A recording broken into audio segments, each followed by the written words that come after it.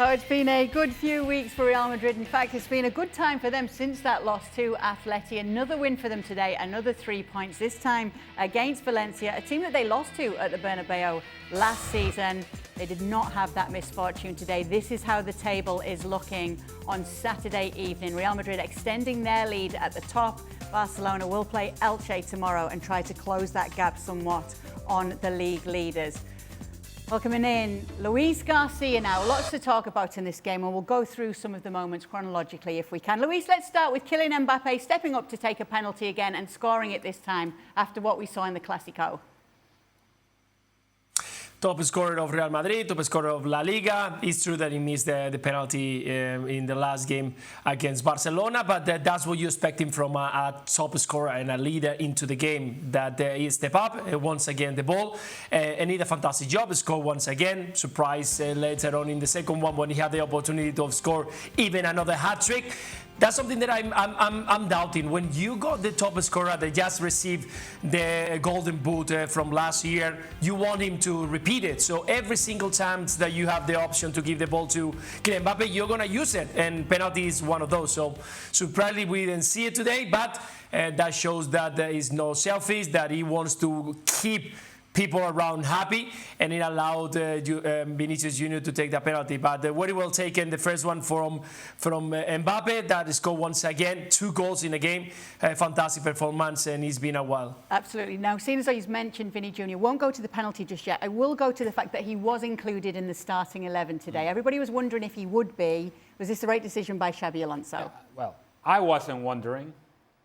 I knew that Xabi Alonso would play Vinny Jr. simply because not playing Vinny Jr. was only going to invite more questions, more issues, more problems. It was going to create more controversy. And given the rhetoric of Xabi Alonso leading up to this game, in which Vinny, he spoke from the heart, from the soul. He was impeccable. Yes, you know what? Look, Vinny, he laid his heart out for all of us, and everything is behind us. We're ready to move forward. Well, the only way to move forward is to continue to play Vinny Jr.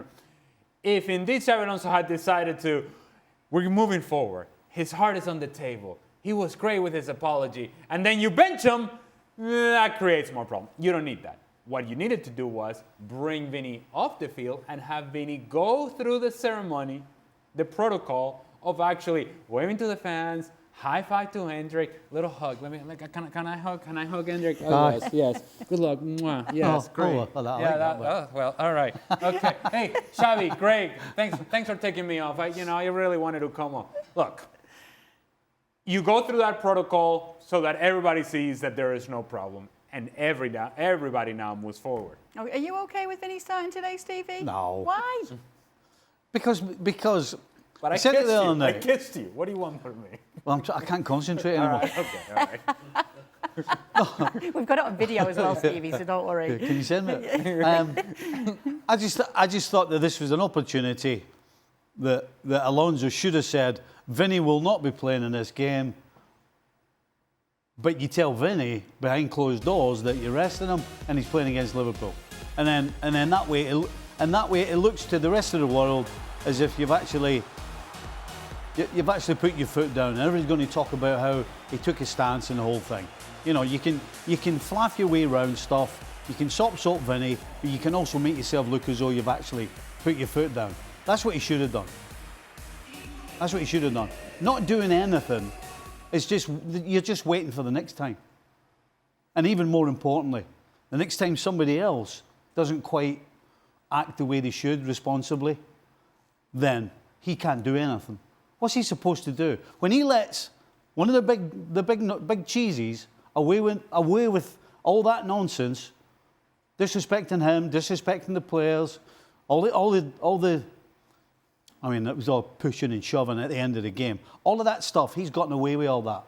So the next time somebody else steps out of line, if it's me, he better not punish me because he's let the big cheese off. So he's just created a little problem for himself, in my opinion. But he apologized with his heart, Stevie. So he did. And obviously, but he's done that before. That's another annoying thing. This is not the first time he's done it. When you do something for the first time and it's a surprise and we didn't expect it, and you can stand in front of everybody the journalists, your fellow players, the manager, and say, look, I was out all that. I'm really sorry. I don't know what happened. I had the red mist. I lost it. That's acceptable for the first time, but not when you've done it already. And then you think an apology is going to cut it. No, what's a lot of nonsense. No, Luis, as Ale said, Xabi Alonso had said it's all behind him as of Wednesday. They'd spoken to one another. He thought that he'd been brave in the way that he put out his apology on social media. Who do you agree with, Ale or Stevie here? No, it's not agreeing. It's about ways of seeing opinions and a way of managing a dressing room. I think that Xabi Alonso understanding what is Real Madrid, what is inside them, what is the sound and the surroundings of this Real Madrid side. Every single thing that he's gonna do is gonna they're gonna be looking under the microscope. I think it's very important to try to don't create more than what you already have in front of you. And with Vinicius Junior being benched on this game, even if you tell him, I think you're gonna create around something that you don't need right now. You just won El Clásico. You are at the top of the table. You got a very important game against Liverpool just a few days later. So what you don't want is now against Valencia, people talking during the next 4 or 5 days why you didn't put it. He's been punished. What is been waiting. He wants just to put that away. I'm sure that indoors he has had a chat with him. He has understood, and not only with him, with the rest of the players. Listen, guys. This is over. There is no more nonsense like this. We have to free focus, blah, blah, blah, blah, blah, blah, that a manager needs to do when you are inside a dressing room with a lot of ego. So I think that is a good way to do it because Real Madrid is a different animal. It's something that when something happens, it's going to explode globally, everywhere in the world. And if you don't want to put any more fire or any more wood into the fire, the best thing is just to put it and keep it quiet. Moving on, it's an easy game back against Valencia as we've seen today, and now moving on to Liverpool, and no more people, no more talking about Vinicius. Let's talk about Kylian Mbappe, and all the players have done a great job today. I'm pretty sure that means Luis agree with me. He just didn't want to give you it. Yeah, I know, but I could read between the lines. You know, just didn't want to give you it. No, I know. Jude Bellingham obviously scored against Juventus. That was a winning goal. Scored in the Clásico. That was a winning goal. And today he gets on the score sheet again. So it's 3 straight games where he scores today. And this just shows that Bellingham's back, doesn't it? Beyond scoring the goals, which that in itself is important, is his level of activity, his presence in the attacking half, his presence in the attacking 18-yard box, where a couple of seasons ago was a real threat. Last year, you're thinking about Jude Bellingham and then started struggling with a shoulder injury and couldn't quite maintain that momentum, and then the Club World Cup, and then delaying the shoulder surgery, and the start of the season was all over the place. But we are seeing from him what we think he is capable of. And that is, of course, scoring the goals as we have seen over the last few games, but also a tremendous passer of the ball, with range with his passing game. Finding Arda Güler in behind today like he did. Being able to play alongside Arda Güler in advanced positions. Being able to combine in advanced position. And just as important for Real Madrid, given the athleticism that this team sometimes lacks in the midfield, to win possession of the ball back. When you have Fede Valverde playing right back, which they have now because of their injuries, you're sacrificing Valverde's athleticism. So you need somebody else to cover the ground or to help cover the ground.